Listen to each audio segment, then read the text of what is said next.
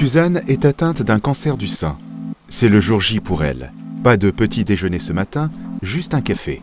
Elle est attendue pour une intervention chirurgicale en ambulatoire. Dans quelques heures, une fois opérée, elle quittera l'hôpital et dormira chez elle ce soir. Madame, Maria François, je suis l'infirmière qui va vous prendre en charge jusqu'à ce soir. Je sors la petite feuille. Hop. Donc je vais vous accompagner dans le service de chirurgie ambulatoire où vous serez avant et après le bloc opératoire. Et puis je vous donnerai toutes les instructions sur le programme de la journée quand vous serez installé. D'accord ? S'il n'y a pas de problème au niveau du site opératoire, il faudra que votre époux vienne vous chercher. Pour préparer la journée, Suzanne a reçu un appel téléphonique d'une infirmière 48 heures avant l'opération. Et surtout, elle a rendu visite à son anesthésiste quelques jours avant. Le médecin a vérifié qu'elle ne présentait pas de contre-indication à la prise en charge ambulatoire. Il lui a donné tous les conseils nécessaires et l'a rassurée. La chirurgie ambulatoire ne présente que des avantages pour le patient. Je rentre le matin, je sors le soir. Donc, quelque part, c'est pas si grave. Ma maladie, on pourrait se dire, voilà, si vraiment c'était grave, il me garderait plusieurs jours. Donc, on dédramatise la chirurgie. Voilà. Après, il y a d'autres bénéfices qui sont connexes. Dès lors qu'on éloigne les patients du secteur hospitalier, on les éloigne des germes, donc ils font moins d'infections au niveau du site opératoire. Ils font également moins, dès lors qu'ils sont chez eux, ils vont marcher, ils vont déambuler, ils vont avoir une vie la plus normale possible, ils feront moins de thrombose veineuse profonde, moins de phlébite après le.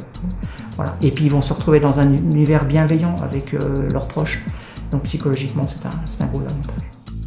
Pour faire une prise en charge en ambulatoire, il faut avoir bien entendu parfaitement ciblé l'indication opératoire et cibler également la patiente. Il ne faut pas que la patiente soit trop fragile, il ne faut pas qu'elle habite évidemment trop loin d'un établissement de santé, mais lorsque l'on a parfaitement ciblé tous ces critères-là, la prise en charge ambulatoire est complètement possible et surtout très sécurisée.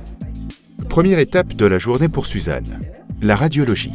La tumeur étant de petite taille, le chirurgien a besoin d'un guide, un simple fil métallique qui lui servira de fil d'Ariane pendant l'opération. La pose se fait sous anesthésie locale. Après quoi, il faut une mammographie pour vérifier que le fil est bien positionné. Et Suzanne peut déjà se diriger vers la deuxième étape de son parcours.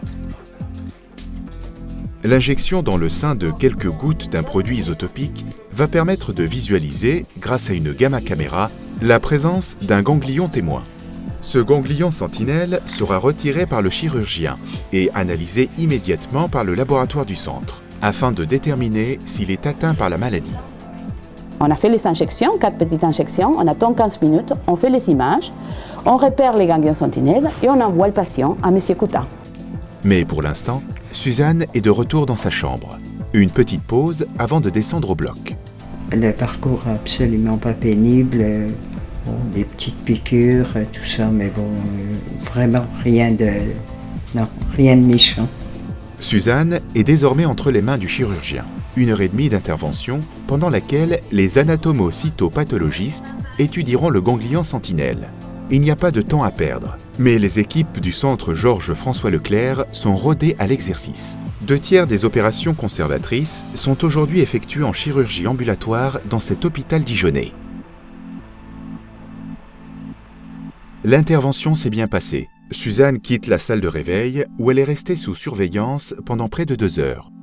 Encore un peu de patience. Elle va devoir attendre la visite de l'anesthésiste et du chirurgien avant d'être autorisée à quitter l'hôpital. La fin d'une journée chargée mais parfaitement organisée. Ce qui est important et à voir, et on le voit bien avec la patiente que l'on suit aujourd'hui, c'est la fluidité du parcours. C'est un parcours qui est maintenant très rodé, très fluide. Tout se passe facilement, sans stress, dans le calme. Et à chaque étape, cette prise en charge est vraiment optimisée dans les délais. Elle peut poser des questions à tous les moments. Il y a des professionnels très compétents pour répondre à ces questions. Et c'est la fluidité du parcours qui est vraiment à mettre en avant, car il n'y a pas beaucoup aujourd'hui de raisons pour ne pas proposer évidemment cette prise en charge en ambulatoire.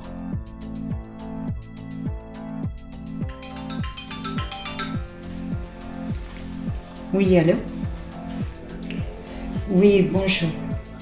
Oui, Comme prévu, au lendemain de l'opération, Suzanne a bien reçu un appel de l'hôpital.